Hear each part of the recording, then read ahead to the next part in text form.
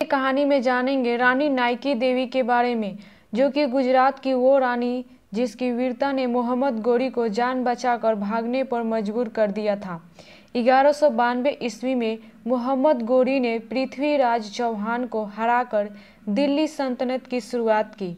इसमें 14 साल पहले गुजरात की एक रानी ने मोहम्मद गोरी को भारत से खदेड़ा था। वो रानी थी नाइकी देवी। हमारे देश के धन ऐश्वर्य को हथियाने के लिए असंख्य विदेशी ताकतों ने भारत भूमि की ओर कर आंख उठाकर देखने की हिम्मत की।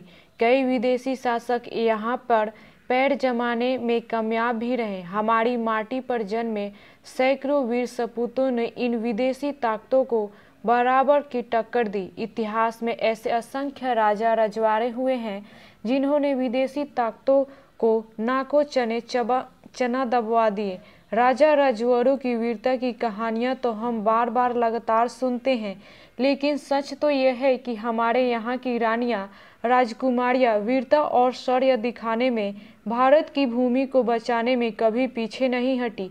फिर चाहे वो दक्षिण की रानी वेलु नाचियार हो या रानी अम्बा हो या अंग्रेजों से लोहा लेने वाली मर्दानी झांसी की रानी। दुख की बात है कि भारत के वीरों के बारे में जितनी जानकारियां हमारे पास है, उतनी वीरांगनाओं के बारे में नहीं है। राजा रजवाड़ों की कहानियों, वीरता के गुणगान तो हम गाते रहते हैं, लेकिन कहीं न कहीं वीरांगनाओं की कथाएं गाने में हम कदम पीछे रह गए। बेहद जरूरी है कि हम अपनी वीरांगनाओं के बारे में पढ़ें, सुने और जानें। इसी श्रृंखला में आज हम बात करेंगे गुजरात की रानी नाइकी देवी के बारे में। मोहम्मद गोरी को धूल चटाने वाली रानी। मुस्लिम शासक मोहम्मद गोरी ने 1175 ईस्वी से 1206 ईस्वी के बीच भारत पर कई बार हमला किया। मोहम्मद गोरी ने 1175 ईस्वी में मुल्तान, 1179 ईस्वी में पंजाब, 1180 ईस्वी में पेशावर और 1185 ईस्वी में सिलाकोट पर कब्जा कर लिया।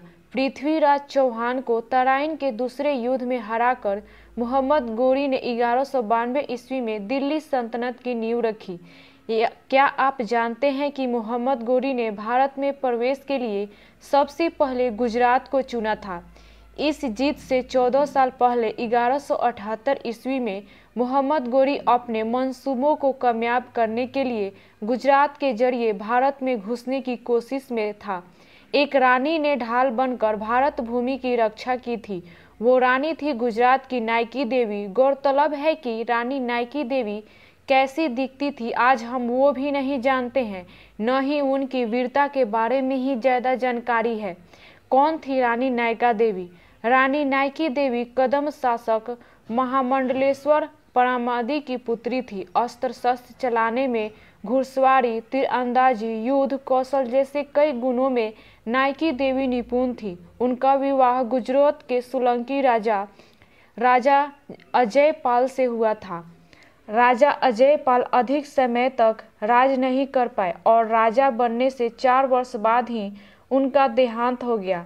नाइकी देवी और राजा अजयपाल के पुत्र मूलराज द्वितीय गद्दी पर बैठाए गए और रानी नाइकी देवी राजमाता के रूप में राज्य का कामकाज देखती रही।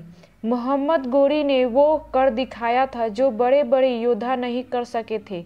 उसने भारत के अंदर पैर जमाना शुरू कर दिया था। मुल्तान जीतने के बाद उसकी नज़र राजपूताना और गुजरात पर पड़ी। मोहम्मद गोरी के निशाने पर था गुजरात का अहिलवाड़ पाटन चालुक्य वंश की राजधानी थी। अमेरिकी इतिहासकार टेरियस चांडल का मानना है कि ये शहर 1000 ईस्वी में दुनिया का 10वां सबसे बड़ा शहर था और यहाँ के 1 लाख से ज़्यादा लोग रहते थे। जब गोरी ने अहिलवाड़ पाटन पर आक्रमण किया, तब यहाँ की बागडोर मूलराज द्वितीय के हाथों में थी। गोरी को लगा कि एक औरत और एक बच्चा उसका क्या बिगाड़ लेंगे। जल्द ही उसकी यह गलतफहमी दूर होने वाली थी। आस पड़ोस के राजाओं से मांगी मदद। मोहम्मद गोरी के आक्रमण करने की तैयारियों के बारे में सुनकर रानी नाइकी देवी ने भी युद्ध की तैयारियां शुरू कर दी।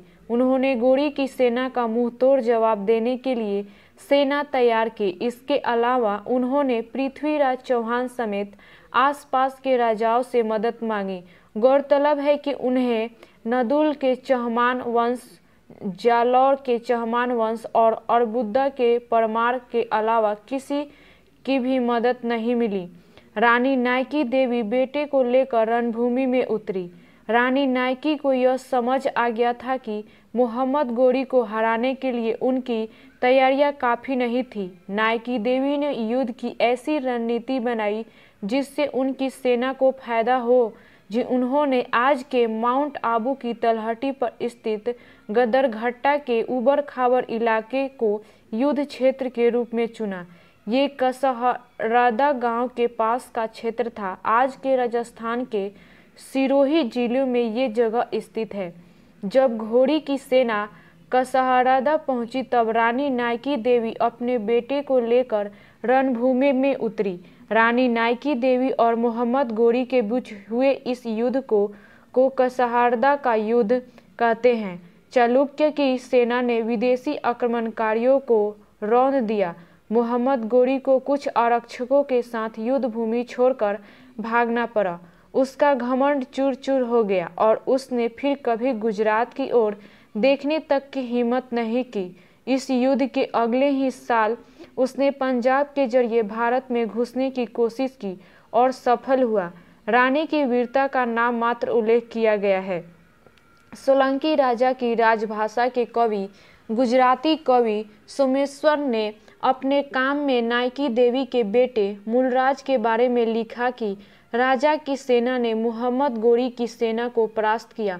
14वीं शताब्दी के जैन विद्वान मेरुतंग ने प्रबंध चिंतामणि में नाइकी देवी मूलराजादित्य की माता का उल्लेख किया है। मेरुतंग ने लिखा कि रानी नाइकी देवी ने माउंट आबू के पास गदरघट्टा में मलेच्छ राजा को हराया। मोहम्मद गोरी की हार का जिक्र 13वीं शताब्दी के फारसी लेखक मिनहाज उस सिराज के लेखों में भी इस युद्ध का उल्लेख मिलता है। बता दें कि रानी नाइकी ने वे कर दिखाया जो एक से एक वीर राजा न कर सके। दुख की बात है कि इसके बावजूद उनके बारे में बेहद कम जानकारी उपलब्ध है। उस दौर के कई लेखकों ने इस युद्ध का जिक्र किया है, लेकिन रानी नाइकी को इतिहास में वो जगह नहीं मिली जो उनका हक था।